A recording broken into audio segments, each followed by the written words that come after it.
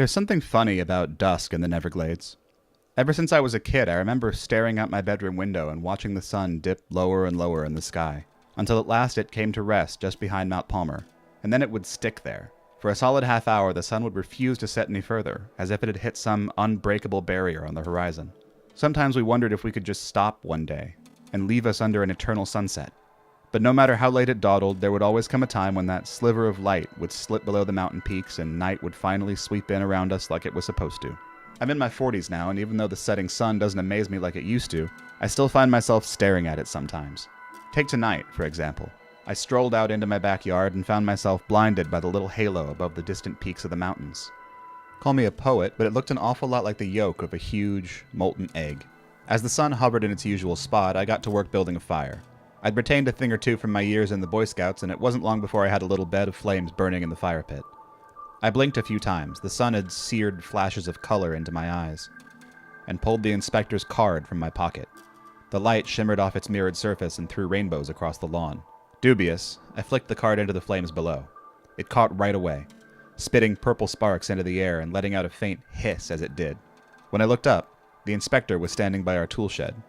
A couple months ago, his sudden appearance would have scared the shit out of me, but I'd seen a lot since the inspector had come to town, and these little magic tricks had long ceased to faze me. "Inspector," I said. "How goes it?" The tall man, who wasn't really a man, squinted at me through his cigar smoke. His trench coat and gray fedora looked muted in the orange sunlight. "Mark," he said, "you burned the card. Is there an emergency? Another body? Strange disappearances, maybe? I didn't pick up anything on my usual networks." "Well," I said, "you could say there's an emergency, of sorts. My wife cooked dinner for 5 people, and we only have 4 to share it with." The inspector said nothing for what felt like a solid minute. His cigar smoke, a barometer for his ever-changing mood, had taken on a kind of acidic green. "I don't understand," he said. "There's no emergency. No trail of bodies to follow." "Jesus, you're morbid," I said. "Everything isn't always death and darkness, you know. It wouldn't hurt for you to lighten up every once in a while." "I still don't understand why you called me," the inspector said, frowning. His look of confusion was so convincingly human that I almost forgot he was an eldritch monstrosity from the world next door. I leaned down and picked his card out of the dying embers. The surface was streaked with a little ash, but otherwise it looked clean and whole again. "Just come inside, okay? I'd like you to meet my family." "So this is the famous federal agent," Ruth said, pulling a tray out of the oven. She eyed the 7-foot-something, gray-skinned inspector with the usual amount of incredulity, but her smile was warm, and I knew things would be okay here. Being a good host was in Ruth's DNA. "I'm still waiting on the pot roast, but please, make yourself at home," she said. "There's a closet in the front hall if you want to drop off your jacket." "Thank you, but I'm quite all right," the inspector said in his gravelly voice. I noticed that his cigar had stopped spewing smoke, and in fact the cigar itself seemed to have flickered out of existence when I wasn't looking. I knew it was still there, though. The inspector wasn't the inspector without it. I could just barely make the thing out if I concentrated hard enough. "Thanks, son," I said, giving her a kiss on the cheek. Then I gestured for the inspector to follow me into the dining room. Ruth and I had already laid out plates and silverware, and I could hear Rory and Stephen arguing with each other through the ceiling, probably angry over some video game. The inspector took a graceful seat and stared down at the tablecloth as if he had never seen anything like this before. "Thank you for doing this," I said. "It's highly unusual," the inspector replied, "but I appreciate you thinking of me." I nodded. The two of us fell into an awkward silence, broken only by the clatter of Ruth working in the kitchen. "I'm glad you're here," I said, "fighting this fight with us. Because you know we wouldn't stand a fucking chance without you, right? We'd be like ants waging war on a boot.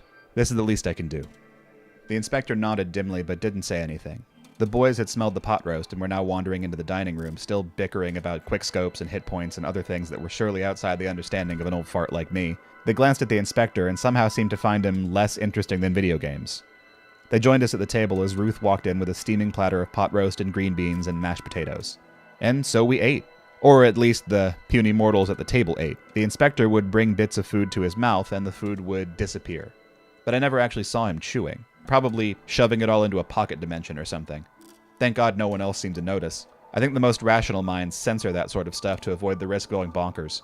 Ruth, bless her heart, spent most of the meal trying to engage the inspector in conversation and learn more about his supposed job with the government. And even though he mumbled that most of it was classified, he spun some surprisingly detailed anecdotes about his life in the agency and his many grueling years in Washington. I mean, don't get me wrong, I knew the inspector was good, but I hadn't expected him to be such a fantastic bullshitter. It wasn't the greatest of get-togethers, but it wasn't bad, either. And eventually the inspector settled into the closest thing that he was going to get to comfortable. Even Rory and Steven did their part to make him feel included, complimenting his fedora and passing him seconds on the pot roast. They tried to play it cool, but I knew they liked it when I brought coworkers over for dinner. The detective life isn't exactly glamorous, but to 12 and 16-year-old boys, it's the coolest thing on wheels. I was halfway into my green beans when the police radio on the counter crackled to life. "Pursuit on Bear Street," said the voice of the chief. "Suspect is tall, white, mid-30s, name of John Whedon. Last spotted leaving the Hanging Rock Bar around 5:30. All officers in the area converge on Bear Street immediately." "Oh shit," Rory said through a mouthful of mashed potatoes. "Rory," Ruth said in her warning voice. Rory's cheeks flushed and he hastily swallowed his food. "Sorry, Mom," he said. "It's just they're finally gonna catch that that jerk." The inspector looked around the table, his brow furrowed. I noticed he'd given up the pretense of eating his meal. The cigar was back in his mouth and he was chewing thoughtfully on the tip. "Turn on the TV," Steven said. "Maybe they got it on the news." Under other circumstances, I never would have left dinner half-eaten, but this was a big case, one of the biggest in years, and I could feel the buzz permeating the room. I got up and headed to the den. The rest of the family trailed behind me as I picked up the remote and flicked over to the local news. I was dimly aware of the inspector joining us, his eyes hidden below his fedora. "Look!" Rory exclaimed. Lena Dashner, head anchor of Glade News 5, was in the process of outlining the Whedon chase. The suspect was on trial last year for the murder of his longtime girlfriend, Pacific Glade sweetheart Marcy McKenna. Although he was acquitted, new evidence has come to light that has brought his guilt into question. 2 images flashed on the screen. Whedon, a flat-faced man with blank eyes, and the poor dead Marcy. The picture they'd used showed her laughing at some celebrity gala, her teeth a gleaming white, and her dark hair falling in a cascade over her shoulders. "Police warn all citizens that Whedon is suspected to be armed and very dangerous," Lena went on. "If you see him, do not approach him and call the police immediately." The image shifted from Marcy's face to an aerial view of Bear Street, where no less than 7 cop cars were gathered around Hanging Rock. They looked like a group of flashing mechanical lions surrounding their prey. "Finally gonna get that bastard," Rory blurted. "Rory!" Ruth said again. "What?" he said. "We all know he did it. It's about time he gets what's coming to him." I glanced at my oldest son. Steven wasn't nearly as outspoken as Rory, but there was a hardness in his eyes, and I knew he agreed. We had all loved Marcy. No one had rested easily this past year knowing her killer had escaped justice. Honestly, it was about goddamn time for this asshole to get his just desserts. "Mark," the inspector said quietly. "can I speak with you in the kitchen?" I tore my eyes away from the screen where the squadron of cars had left Hanging Rock and were now wailing down the length of Bear Street. "Sure," I said. We met up by the kitchen counter where the police radio still spat out details of the Whedon chase. The inspector glared at the device and instantly it went quiet. "This doesn't seem off to you?" he asked. "I'm not sure what you mean." The inspector frowned. "That report said John Whedon was accused of murdering Marcy McKenna sometime last year, but Marcy is still alive. Or at least she was 2 weeks ago. We spoke to her, don't you remember? At the radio station, when we were working our last case." "You must be thinking of someone else," I said. "You weren't here when it happened, Inspector, but the McKenna case was big news last year. It was like JFK big for us. I think we all remember where we were when we heard what happened." I lowered my voice and looked warily towards the den. "He stabbed her 37 times, Inspector, with a pair of scissors. They almost couldn't recognize her when we found the body." "I'm not mistaken," the inspector said with a touch of irritation. "It was the same name, the same face. Do you really not remember?" I tried to think back to that earlier case, to picture the woman we talked to at the radio station, but I only got as far as the hallway full of doors. Everything past that made my head ache, like the throbbing of a potential migraine. I shook my head. "I'm sorry, but my memory's fuzzy," I said. "I think I would remember talking to a dead person, though." "Something strange is going on here," the inspector murmured, mostly to himself. "A thought specter, a doppelganger. That doesn't explain your memory lapse." He began to pace the kitchen. "This is going to require some further investigation, I think." Lena Dashner was still talking about the Whedon case in the other room, and a dim part of me registered that as being weird. This was a big story, sure, but wouldn't she have moved on by now? And yet another stronger part of me wanted her to keep going. I wanted to hear every detail of the chase, to watch as the police drew closer and closer to the fugitive, their lights flashing, their sirens blaring a warning across the Neverglades. Hell, I even wanted to be on the scene when they caught him. My fingers twitched, and I was struck by a sudden urge to jump in the car and join the hunt. An urge I did my best to suppress. For the record, I think this is a wild goose chase, I told the inspector. But if you think something fishy is going on, I'll help you look into it. For Marcy's sake. The inspector nodded, but he still looked perturbed.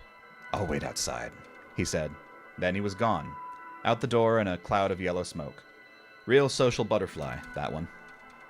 Instead of heading to the police station, the inspector had me pull over next to the Pacific Glade Community Library. Getting there proved surprisingly difficult, because I kept having to stop to let streams of marching pedestrians past.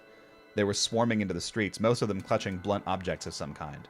I saw a lot of baseball bats and golf clubs and the occasional weed whacker. At one point, I waited at an intersection for 5 minutes for the wave of walkers to let up. What on earth are they doing?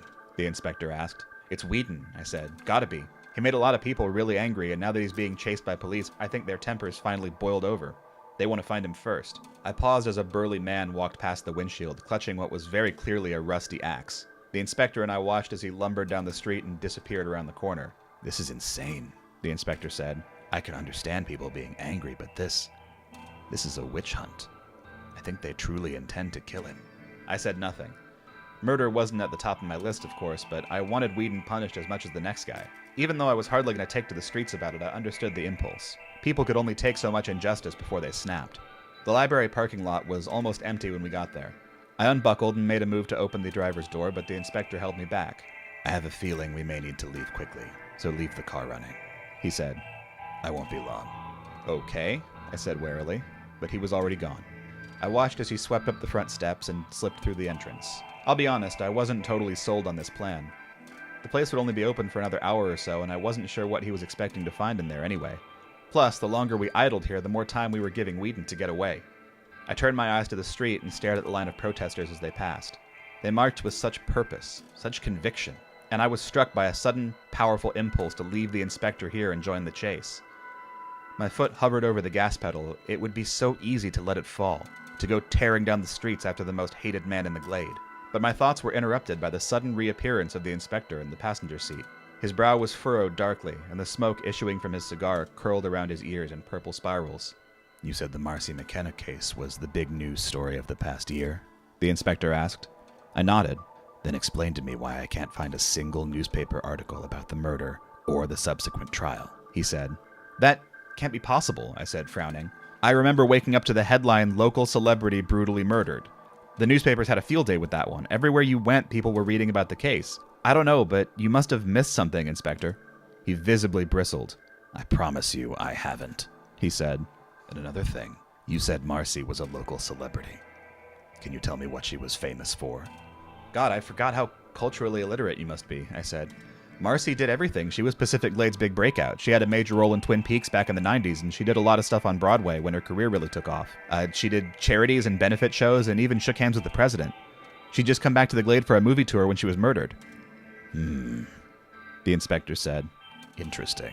Because when I ran a search for Marcy McKenna online, I didn't find anybody matching that description. There are a few people who share her name, of course, some of whom are moderately successful by human standards, but not Marcy herself. You'd think such a household name would be easy to find. What?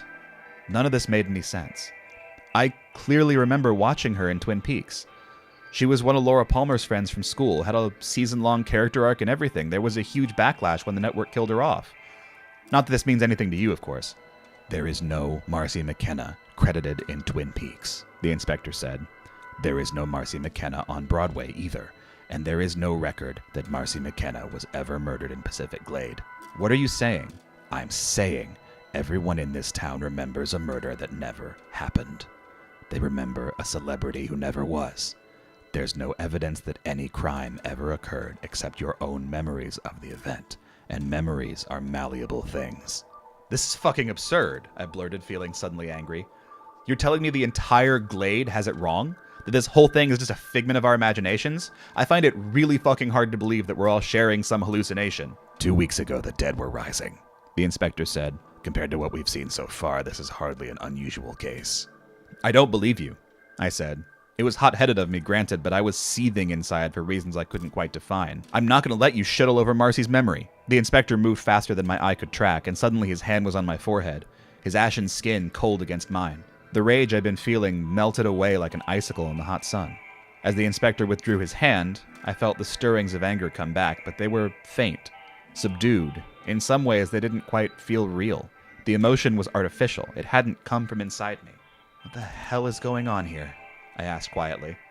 I don't know, the inspector said, but I intend to find out. Does Marcy have a house here in town? She shared a place with Whedon, as far as I remember. A ritzy place overlooking Catamount State Forest, but as you've so helpfully pointed out, my memory is not exactly what it used to be. You and half the town, the inspector muttered. Let's get going then. Whedon is running from a crime he didn't commit, and we have to break this collective delusion before the police catch up with him. Assuming the angry mob doesn't get there first, I said. The inspector looked grim. Yes, he said. That too. Said angry mob didn't make the trip easy for us, but once we got on the back roads, things cleared up a bit more and we were able to drive down the street without any pedestrians getting in our way. The sun still stubbornly refused to set, so our way was lit from behind by a swath of brilliant orange light.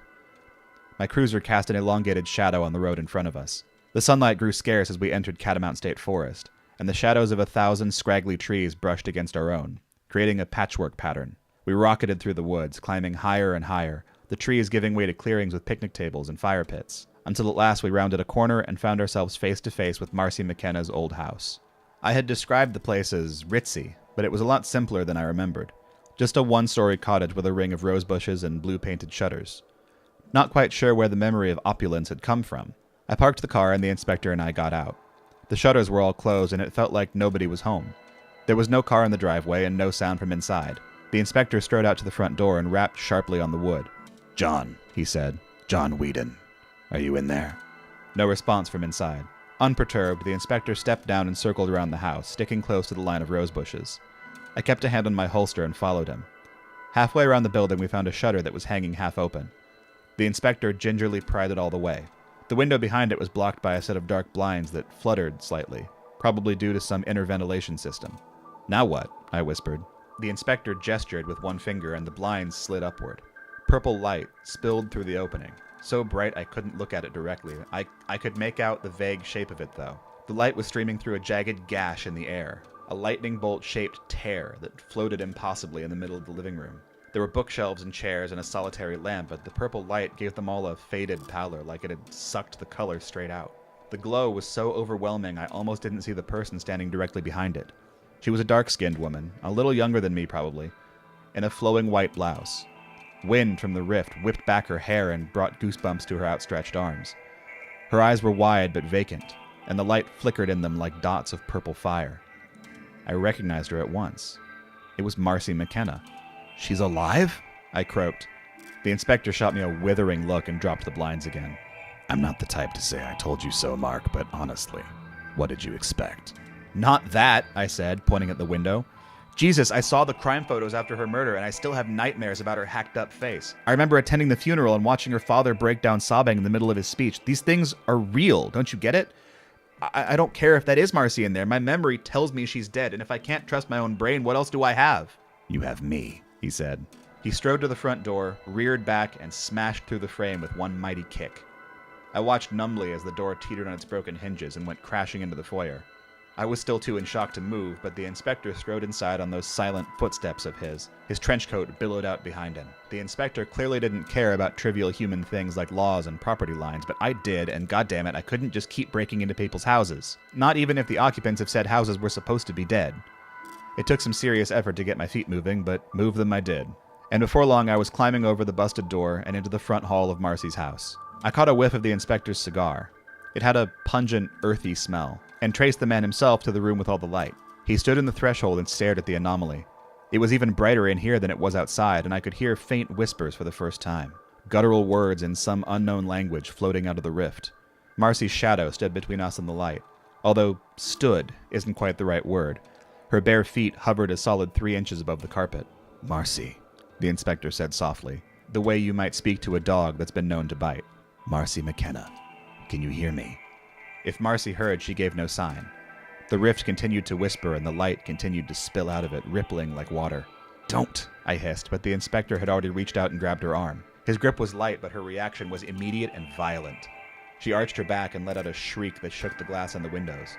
The waves of light took on a sharp, jagged quality and began to fire out of the rift like bullets. I ducked behind the closest bookshelf and winced as the light slammed solidly against the wood. The inspector was caught in the middle of the maelstrom, but he refused to let go of Marcy's arm. The light bullets ripped through his gray skin and left little puckered scars that drew no blood. Now Marcy was flailing, swinging her limbs in an effort to break free, but the inspector's grip had tightened like a vice. He dragged her struggling, floating body away from the rift and into the front hallway. "The door, Mark," he shouted. "Get the door!" I darted out from my cover and ducked as a bolt of light whizzed across my scalp. If those things could cut holes in the inspector, I didn't want to think of how badly they could hurt a fragile little human like me. I ran into the hallway, gripped the doorframe, and slammed it shut behind me. The light continued to pound against the other side, but didn't break through. Marcy had stopped flailing, and she wasn't floating anymore either. Cutting her off from the light seemed to have calmed her down. The inspector loosened his hold, but continued to keep her at arm's length. Can you hear me, Marcy? He asked in that same soft voice. Do you know where you are? She raised her eyes to him, and I saw a glimmer of that purple light still embedded there like a tiny jewel in each of her irises. She looked between the two of us like a sleeper coming out of a deep dream. Groaning, she lifted a hand and rubbed it against her temple. I'm in my house, she mumbled. What are you doing here? Did you break in? We only wanted to save you, the inspector said. We saw you were in danger and came to help. I couldn't say a word. My tongue had glued itself to the roof of my mouth. Talking with her was like talking to a ghost. She was here. She was right in front of me, but a part of my brain that seemed just as sane and rational insisted she was buried 2 miles away in Locklear Cemetery. I lifted a hand as if to touch her, but I couldn't bring myself to do it. The paradox was already straining my mind, and I was afraid something critical would snap if I made physical contact with her. The whole town thinks you're dead, Marcy, the inspector went on. They're marching in the streets to find your killer. Why are they doing that? Don't they know you're here, that you're alive and safe? Awareness was coming back into Marcy's eyes, a cold soberness falling over her entire body. Her arm went limp in the inspector's grip. She looked at him, then at me, the purple light flashing in her corneas. She didn't smile, and suddenly I was struck with a memory. Swimming in the lake as a young boy, sinking deep, far too deep, kicking my legs in every direction as I tried to rise back to the surface, but even the sun was dark down here, and I couldn't see which way was up, couldn't hold my breath, and blackness swept over me as pressure squeezed my lungs. It was my memory, but it wasn't at the same time. Even though I could distinctly remember that afternoon in the lake, I was aware somehow that Marcy had implanted it in my head. It was like the surge of anger I had felt at the inspector earlier. It was inside me, but it had come from outside me. The real question, Marcy said quietly, is if the whole town thinks I'm dead, what the hell are you two doing here? The inspector stiffened. Something dark had come into Marcy's voice, a bitterness that I didn't like one bit. She looked at the inspector's hand like it was some sort of alien tentacle, but didn't try breaking free again. Is it you?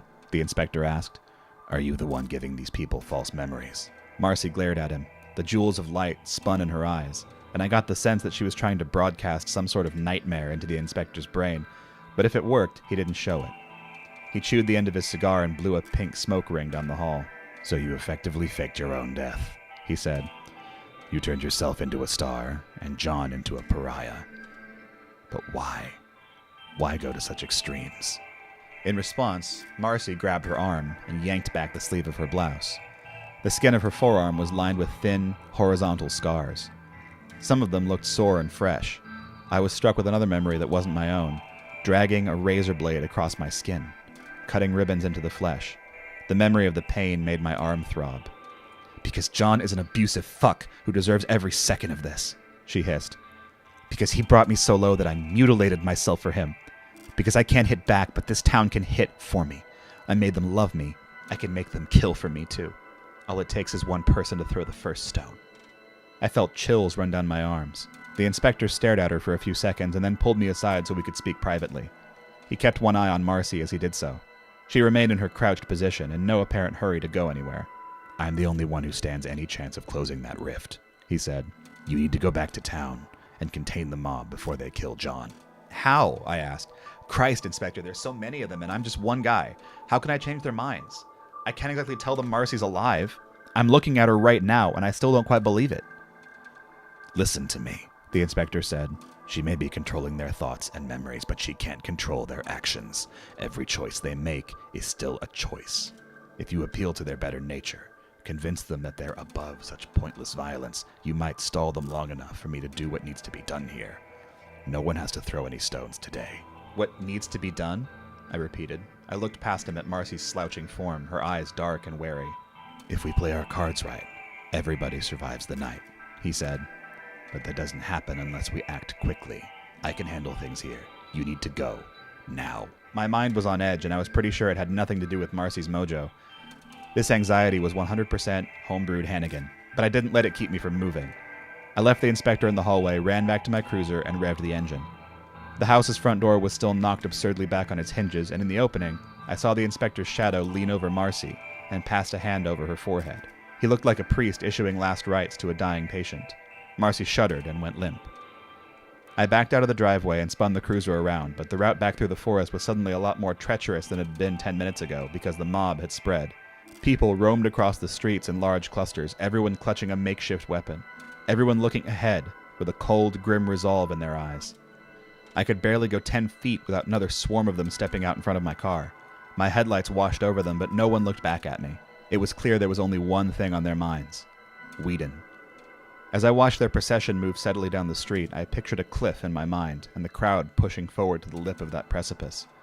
They could see it coming. There was plenty of time to stop, to turn around and return to safety, but they wouldn't stop. They would fling themselves gladly over the sides, smiling as they plummeted to the bottom. How could I talk that many people back from the edge? I hope you've all enjoyed part 1 of the 3rd Neverglades mystery, Remember Me. Links to the original Reddit post and the art and music I've used, as always, will be in the description down below, and I'll see you in a few days with the conclusion to this story. Goodbye.